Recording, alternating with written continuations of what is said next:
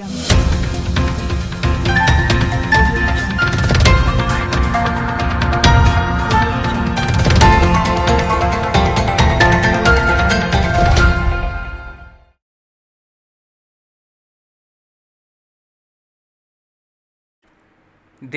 ಧರ್ಮ ಎಂದು ಹೇಳಿಕೊಂಡು ಮತ ಪಡೆಯಲು ಬಿಜೆಪಿಗೆ ಸಾಧ್ಯವಾಗುತ್ತಿಲ್ಲ.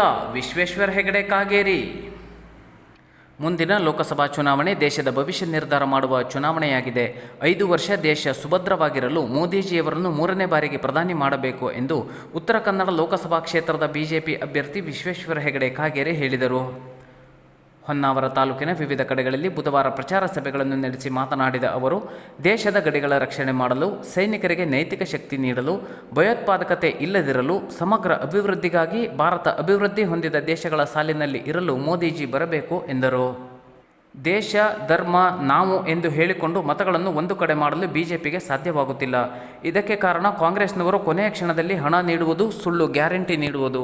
ಇದನ್ನು ಜನರಿಗೆ ತಿಳಿಸಿ ಮತ ಮಾರಾಟ ಆಗದಂತೆ ನೋಡಿಕೊಳ್ಳಬೇಕು. ಇಲ್ಲದೆ ಹೋದಲ್ಲಿ ವಿಧಾನಸೌಧದಲ್ಲಿ ಪಾಕಿಸ್ತಾನ ಜಿಂದಾಬಾದ್ ಹೇಳಿದಂತೆ ಎಲ್ಲ ಕಡೆ ಬರುತ್ತದೆ. ನಾನು ಈ ಹಿಂದೆ ಸೋತಾಗ ಶಿರಸಿ ಮಾರಿಕಾಂಬಾ ದೇವಸ್ಥಾನದ ಎದುರು ಬೇರೆ ಧರ್ಮದ ಧ್ವಜ ಹಾರಾಡಿತ್ತು. ಹೆಗಡೆಕಟ್ಟಾದಲ್ಲಿ ರಸ್ತೆ ಮೇಲೆ ದನದ ತಲೆ ಬಿದ್ದಿತ್ತು. ರಾಜಾರೋಷವಾಗಿ ಮತಾಂತರ ನಡೆದಿತ್ತು. ಪಕ್ಕದ ಮನೆಗೆ ಹತ್ತಿಕೊಂಡ ಬೆಂಕಿ ನಮ್ಮ ಮನೆಗೆ ಬರಲಿ ಎಂದು ಕಾಯುವುದು ಬೇಡ. ಎಚ್ಚೆತ್ತುಕೊಂಡು ಬಿಜೆಪಿಯನ್ನು ಬೆಂಬಲಿಸೋಣ, ಜಾಗೃತಿ ಮೂಡಿಸೋಣ ಎಂದು ಹೇಳಿದರು. ಈ ಸಂದರ್ಭದಲ್ಲಿ ಮಾಜಿ ಶಾಸಕ ಸುನಿಲ್ ನಾಯ್ಕ್, ಗೋವಿಂದ ನಾಯ್ಕ್, ಮಂಜುನಾಥ್ ನಾಯ್ಕ್, ಎಂಜಿ ನಾಯ್ಕ್, ಸುಬ್ರಾಯ್ ವಾಳ್ಕೆ, ಹೇಮಂತ್ ಗಾಂವ್ಕರ್, ವಿನೋದ ನಾಯ್ಕ್, ಟಿಟಿ ನಾಯ್ಕ್, ಗಣಪತಿ ಗೌಡ, ಮೂರ್ತಿ ಹೆಗಡೆ ಇತರರು ಇದ್ದರು. ಬುಧವಾರ ಹೊನ್ನಾವರದ ತಾಲೂಕಿನ ದೇವರಗದ್ದೆ, ಜಲಗದ್ದೆ, ಕೊಳಗದ್ದೆ, ಚಿಕ್ಕನಕೋಡ್, ಬಳಕೂರ್ ಮತ್ತು ಮಂಕಿಯಲ್ಲಿ ಕಾಗೇರಿ ಪ್ರಚಾರ ಸಭೆಗಳನ್ನು ನಡೆಸಿದರು. ನರೇಂದ್ರ ಮೋದಿಯವರು ಪ್ರಧಾನಿಯಾದಾಗ, ಹಾಗಾಗಿ 3ನೇ ಬಾರಿಗೆ ನರೇಂದ್ರ ಮೋದಿಯವರು ಪ್ರಧಾನಿಯಾಗಿ ಭಾರತ ವಿಶ್ವಗುರು ಆಗೋದಕ್ಕೆ ಬೇಕಾಗಿ ನಾವು ಮೋದಿಯವರಿಗೆ ಮತ ಹಾಕೋದು, ಭಾರತ ವಿಕಸಿತ ಭಾರತದ ಹೆಜ್ಜೆಯನ್ನ ಭದ್ರವಾಗಿ ಇಡುತ್ತಾ 2047ಕ್ಕೆ ಭಾರತ ಅಭಿವೃದ್ಧಿ ಹೊಂದಿದ ದೇಶದ ಆಗೋದಕ್ಕೆ ನಾವು ಮತ ಹಾಕೋದು. ಕರ್ನಾಟಕದ ಗಡಿ ಭಾಗವನ್ನು ಮಹಾರಾಷ್ಟ್ರಕ್ಕೆ ಸೇರಿಸುವ ಕೆಲವರ ಹೇಳಿಕೆಯ ಬಗ್ಗೆ ಕಾಂಗ್ರೆಸ್ ಅಭ್ಯರ್ಥಿ ತಮ್ಮ ನಿಲುವು ತಿಳಿಸಲಿ. ಸದಾನಂದ ಭಟ್.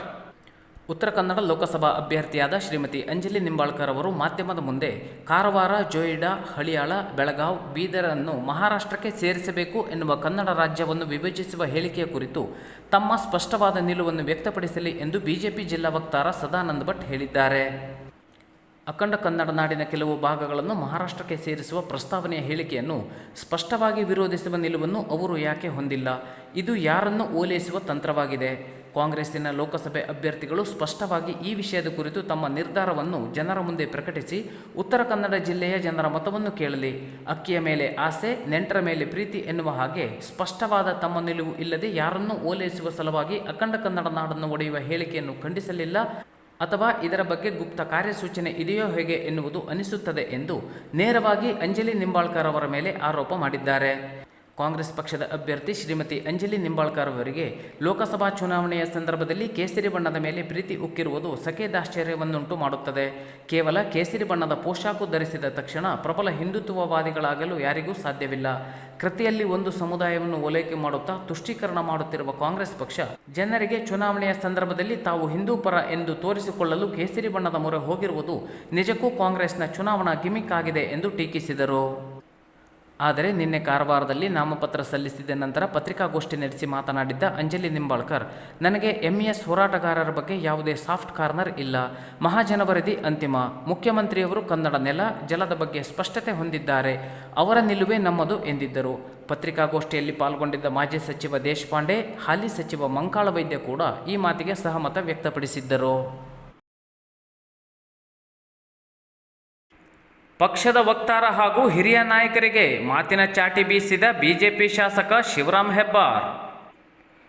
ನಮ್ಮ ತ್ಯಾಗದ ಫಲವಾಗಿ ಅಧಿಕಾರ ಅನುಭವಿಸುತ್ತಿರುವ ಪ್ರಮೋದ್ ಹೆಗಡೆ ಅವರು ಮೊದಲು ರಾಜೀನಾಮೆ ನೀಡಿ ತಮ್ಮ ನೈತಿಕತೆಯನ್ನು ಸಮಾಜಕ್ಕೆ ತೋರಿಸಲಿ. ತಾನು ಬಡವರ ಪರ ಎನ್ನುವ ಹರಿಪ್ರಕಾಶ್ ಕೋಣೆಮನೆ ತಮ್ಮ ಶಿಕ್ಷಣ ಸಂಸ್ಥೆಯ ಡೊನೇಷನ್ ಸಂಪೂರ್ಣ ರದ್ದು ಮಾಡಲಿ ಎಂದು ಶಾಸಕ ಶಿವರಾಮ್ ಹೆಬ್ಬಾರ್ ಸವಾಲು ಹಾಕಿದ್ದಾರೆ. ಮಂಗಳವಾರ ಯಲ್ಲಾಪುರ ಪಟ್ಟಣದ ಅಡಿಕೆ ಭವನದಲ್ಲಿ ನಡೆದ ಭಾರತೀಯ ಜನತಾ ಪಕ್ಷದ ಕಾರ್ಯಕರ್ತರ ಸಭೆಯಲ್ಲಿ ಬಿಜೆಪಿ ಮುಖಂಡರಾದ ಹರಿಪ್ರಕಾಶ್ ಕೋಣೆಮನೆ ಹಾಗೂ ಪ್ರಮೋದ್ ಹೆಗಡೆ ಅವರು ಪಕ್ಷದ ಅಭ್ಯರ್ಥಿಯ ಗೆಲುವಿನ ಕಾರ್ಯತಂತ್ರದ ಬಗ್ಗೆ ಮಾತನಾಡುವ ಬದಲು ಕೇವಲ ನನ್ನ ರಾಜಕೀಯದ ನಡೆಯ ಬಗ್ಗೆ ಮಾತನಾಡಿರುವುದು ಅತ್ಯಂತ ವಿಷಾದಕರ ಸಂಗತಿ. ಹುದ್ದೆಯ ಆಸೆಗಾಗಿ ಭಾರತೀಯ ಜನತಾ ಪಕ್ಷದ ನಾಯಕರ ದುಂಬಾಲು ಬಿದ್ದು ಕೆಲವು ತಿಂಗಳಿನ ಇತ್ತೀಚೆಗೆ ರಾಜ್ಯ ವಕ್ತಾರ ಹುದ್ದೆಯನ್ನು ಅಲಂಕರಿಸಿರುವ ಹರಿಪ್ರಕಾಶ್ ಕೋಣೆಮನೆ ಅವರಿಗೆ ನನ್ನ ರಾಜಕೀಯ ನಡೆಯ ಬಗ್ಗೆ ಮಾತನಾಡುವ ಯಾವುದೇ ಅಧಿಕಾರವಿಲ್ಲ. ಪಕ್ಷದ ಸಂಘಟನೆ ಹಾಗೂ ಕಾರ್ಯಕರ್ತರ ಕಷ್ಟಕ್ಕೆ ಸ್ಪಂದಿಸಿದ ಹರಿಪ್ರಕಾಶ್ ಕೋಣೆಮನೆ ಅವರಿಗೆ ಯಾವ ಆಧಾರದ ಮೇಲೆ ಪಕ್ಷ ವಕ್ತಾರ ಹುದ್ದೆ ನೀಡಿದೆ ಎಂದು ತಿಳಿಯದು ಹಾಗೂ ಇಂದು ವಿಶಾಲವಾಗಿ ಬೆಳೆದಿರುವ ಭಾರತೀಯ ಜನತಾ ಪಕ್ಷಕ್ಕೆ ಇಂಥವರಿಗೆ ಹುದ್ದೆ ನೀಡುವ ಅಗತ್ಯತೆ ಬಂದಿರುವುದು ಬಹಳ ವಿಷಾದನೀಯ. ಮುಂದೆ ಯಲ್ಲಾಪುರ ಕ್ಷೇತ್ರದ ಶಾಸಕರಾಗಬೇಕು ಎಂದು ಪ್ರಯತ್ನ ನಡೆಸುತ್ತಿರುವ ಕೋಣೆಮನೆಯವರಿಗೆ ಬಡವರ ಬಗ್ಗೆ ನಿಜವಾದ ಕಾಳಜಿ ಇದ್ದರೆ ಮೊದಲು ತಮ್ಮ ಶಿಕ್ಷಣ ಸಂಸ್ಥೆಯಲ್ಲಿ ಕಲಿಯುತ್ತಿರುವ ವಿದ್ಯಾರ್ಥಿಗಳಿಂದ ಪಡೆಯುತ್ತಿರುವ ಸಾವಿರಾರು ರೂಪಾಯಿ ಡೊನೇಷನ್ ಸಂಪೂರ್ಣ ರದ್ದು ಮಾಡಲಿ ಎಂದ ಹೆಬ್ಬಾರ್, ಸಮಾಜದ ಬಗ್ಗೆ ಮಾತನಾಡುವ ತಾವು ನಿಮ್ಮ ಶಿಕ್ಷಣ ಸಂಸ್ಥೆಯಲ್ಲಿ ವಿದ್ಯಾರ್ಥಿಗಳಿಗೆ ಪಾವತಿಯನ್ನು ನೀಡದೆ ಸಾವಿರಾರು ರೂಪಾಯಿ ಹಣವನ್ನು ಪಡೆಯುತ್ತಿರುವುದು ಪ್ರಧಾನಮಂತ್ರಿ ನರೇಂದ್ರ ಮೋದಿಜಿಯವರ ವಿಕಸಿತ ಭಾರತ ಕಲ್ಪನೆಗೆ ವಿರುದ್ಧವಾಗಿದೆ ಎಂಬುದನ್ನು ಗಮನದಲ್ಲಿ ಇಟ್ಟುಕೊಂಡರೆ ಒಳಿತು ಎಂದು ಎಚ್ಚರಿಸಿದರು. ಪ್ರಮೋದ ಹೆಗಡೆಯವರು ನನ್ನ ರಾಜಕೀಯ ಜೀವನದಲ್ಲಿ 4 ದಶಕಗಳ ಕಾಲ ಜೊತೆಯಲ್ಲಿ ಇರುವಂತಹ ಅತ್ಯಂತ ಆತ್ಮೀಯ ಸ್ನೇಹಿತ. ಅವರ ಬಗ್ಗೆ ಎಂದಿಗೂ ಸಹ ನಾನು ಮಾತನಾಡಿಲ್ಲ. ಅವರು ನಿನ್ನೆ ದಿನ ನನ್ನ ಬಗ್ಗೆ ಮಾತನಾಡಿರುವುದರಿಂದ ನಾನು ಮಾತನಾಡುವ ಅನಿವಾರ್ಯತೆ ಉಂಟಾಗಿದೆ. ಅಪ್ಪ ಒಂದು ಕಡೆ ಮಗ ಒಂದು ಕಡೆ ಎನ್ನುವ ಅವರು ಅಧಿಕಾರಕ್ಕಾಗಿ ತಾನು ಒಂದು ಕಡೆ ತನ್ನ ಮಗ ಮತ್ತೊಂದು ಕಡೆ ಇದ್ದಾನೆ ಎನ್ನುವುದನ್ನು ಯಾಕೆ ಮರೆತಿದ್ದಾರೆ ಎಂದು ತಿಳಿಯದು. ಪ್ರಮೋದ ಹೆಗಡೆಯವರೇ, ತಾವು ಮೊದಲು ಸರಿ ಇರಬೇಕು. ಅಂದು ನಮ್ಮ ತ್ಯಾಗದ ಫಲವಾಗಿ ಅಧಿಕಾರವನ್ನು ಪಡೆದು ಇಂದು ಕಾಂಗ್ರೆಸ್ ಸರ್ಕಾರದ ಆಡಳಿತದಲ್ಲಿ ಇರುವಂತಹ ಹುದ್ದೆಗೆ ರಾಜೀನಾಮೆ ನೀಡಿ ನನ್ನ ಬಗ್ಗೆ ಮಾತನಾಡಲಿ. ಕಾಂಗ್ರೆಸ್ ಪಕ್ಷದ ಆಡಳಿತದಲ್ಲಿ ಅಧಿಕಾರವನ್ನು ಅನುಭವಿಸುತ್ತಾ ಬಿಜೆಪಿ ಸಭೆಯಲ್ಲಿ ಪಾಲ್ಗೊಂಡು ಅಧಿಕಾರ ನೀಡಿರುವ ಪಕ್ಷವನ್ನೇ ತೆಗಳುತ್ತಿರುವ ಪ್ರಮೋದ್ ಹೆಗಡೆ ಅವರು ಯಾವ ನೈತಿಕ ಆಧಾರದ ಮೇಲೆ ಹುದ್ದೆಯಲ್ಲಿ ಕುಳಿತುಕೊಳ್ಳುತ್ತಾರೆ ಎಂದು ಅವರೇ ತಿಳಿಸಬೇಕು.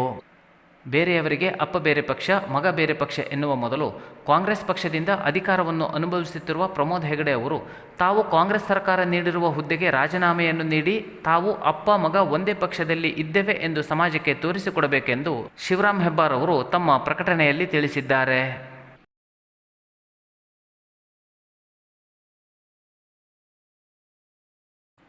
2024 ಲೋಕಸಭಾ ಚುನಾವಣೆ ಶಾಂತಿಯುತವಾಗಿ ನಡೆಸುವ ನಿಟ್ಟಿನಲ್ಲಿ ಜಿಲ್ಲಾಡಳಿತ ಈಗಾಗಲೇ ಕಾರ್ಯಪ್ರವೃತ್ತವಾಗಿದ್ದು, ಇದರ ಪೂರ್ವ ಸಿದ್ಧತೆಯಾಗಿ ಚುನಾವಣಾ ಸಿಬ್ಬಂದಿಗಳಿಗೆ ತರಬೇತಿ ನೀಡುವ ಕಾರ್ಯ ಪ್ರಾರಂಭಿಸಿದೆ. ಶಿರಸಿಯ ಸಹಾಯಕ ಆಯುಕ್ತರಾದ ಅಪರ್ಣ ರಮೇಶ್ ಚುನಾವಣಾಧಿಕಾರಿಯಾಗಿ ಅವರ ಮಾರ್ಗದರ್ಶನದಲ್ಲಿ 552 ಸಿಬ್ಬಂದಿಗಳಿಗೆ ತರಬೇತಿ ನೀಡಲಾಗುತ್ತಿದೆ. ಇದರಲ್ಲಿ PRO 270 ಹಾಗೂ APRO 282 ಸಿಬ್ಬಂದಿಗಳು ಸೇರಿದ್ದಾರೆ.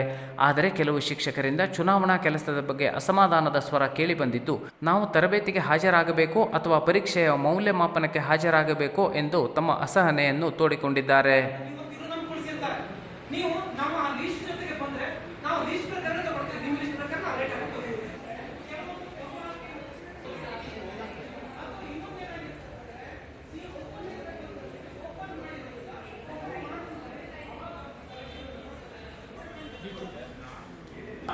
ಸರ್ವಿಸ್ ವೋಟರ್ಸ್ 1.2 ಸರ್ವಿಸ್ ವೋಟರ್ಸ್ ಅಂದರೆ ಯಾರು? ಎಲ್ಲೋ ಬಿಟ್ಟಿರ್ತಾರೆ, ಕಡಿಮೆ ತಪ್ಪು ಹೇಳಿರ್ತಾರೆ, ಅವರಿಗೆ ಇಲ್ಲೇ ಇರ್ತದೆ, ವೋಟಿಂಗ್ ಇಲ್ಲೇ ಇರ್ತದೆ. ಆಗ ಅವರಿಗೆ ವೋಟ್ ಏನಿರ್ತದೆ. ಶಿರಸಿ ನಗರದಲ್ಲಿ ನೀರಿನ ಕೊರತೆ ನಡುವೆ ಪೈಪ್ಲೈನ್ ಒಡೆದು ಪೋಲಾದ ನೀರು. ಈ ಬಾರಿ ಶಿರಸಿ ನಗರದಲ್ಲಿ ತೀವ್ರ ನೀರಿನ ಕೊರತೆ ಕಾಣಿಸಿಕೊಂಡಿರುವುದು ನಿರೀಕ್ಷಿತವಾಗಿತ್ತು. ಆದರೆ ಹನಿ ನೀರಿಗೂ ಜನರು ಪರದಾಡುವ ಸ್ಥಿತಿ ಇರುವಾಗ ಗಣೇಶ ನಗರದಲ್ಲಿ ಮಾತ್ರ ಜನಪ್ರತಿನಿಧಿಗಳು ಅಧಿಕಾರಿಗಳ ನಿರ್ಲಕ್ಷ್ಯಕ್ಕೆ ಪೈಪ್ ಒಡೆದು ನೀರು ವ್ಯರ್ಥವಾಗಿ ಚರಂಡಿ ಸೇರಿದ ಘಟನೆ ನಡೆದಿದೆ. ನೀರಿಗಾಗಿ ಹಾಹಾಕಾರ ಪಡುತ್ತಿರುವ ಸ್ಥಳೀಯರು ಪೈಪ್ ಒಡೆದು ಗಟಾರದಲ್ಲಿ ಹರಿಯುತ್ತಿರುವ ನೀರನ್ನೇ ಕೊಡಕ್ಕೆ ತುಂಬಿಕೊಂಡಿದ್ದಾರೆ. ಆದರೆ ಜನರಿಗೆ ತಮ್ಮ ಭಾಗದ ಸದಸ್ಯರಿಗೆ ನೀರಿನ ಬಗ್ಗೆ ಯಾಕಿಷ್ಟು ನಿಷ್ಕಾಳಜಿ ಎನ್ನುವುದು ಅರ್ಥವಾಗುತ್ತಿಲ್ಲ. ಶಾಸಕರು ನೀರು ಪೋಲಾಗದಂತೆ ನೋಡಿಕೊಳ್ಳಲು ಕಠಿಣ ಕ್ರಮ ಕೈಗೊಳ್ಳಬೇಕೆನ್ನುವುದು ಸಾರ್ವಜನಿಕರ ಅಭಿಪ್ರಾಯವಾಗಿದೆ. ಇದರ ಹೊರತಾಗಿಯೂ ನಗರದ ಕೆಲವೊಂದು ಕಡೆ ನೀರು ಬೇಕಾಬಿಟ್ಟಿ ಪೋಲಾಗುತ್ತಿರುವುದು ಗಮನಕ್ಕೆ ಬಂದಿದ್ದು, ನಗರಸಭೆ ಸೂಕ್ತ ಕ್ರಮ ಕೈಗೊಳ್ಳಲಿ ಎನ್ನುವುದು ಜನರ ಅಭಿಪ್ರಾಯವಾಗಿದೆ.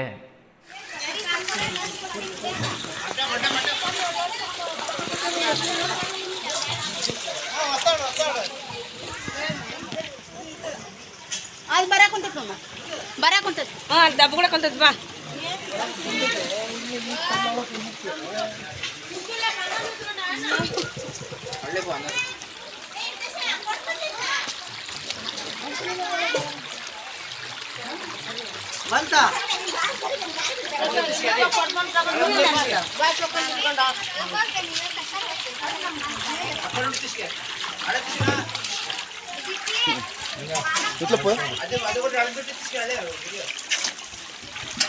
పైపుల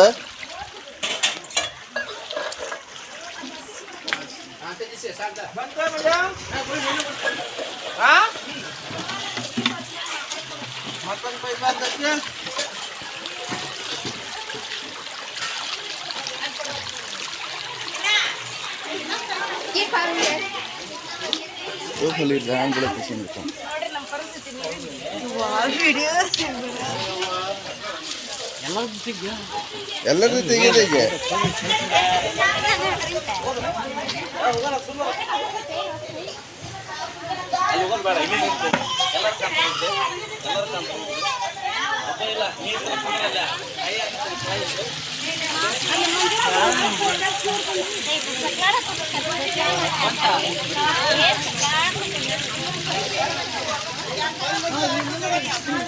ಅವ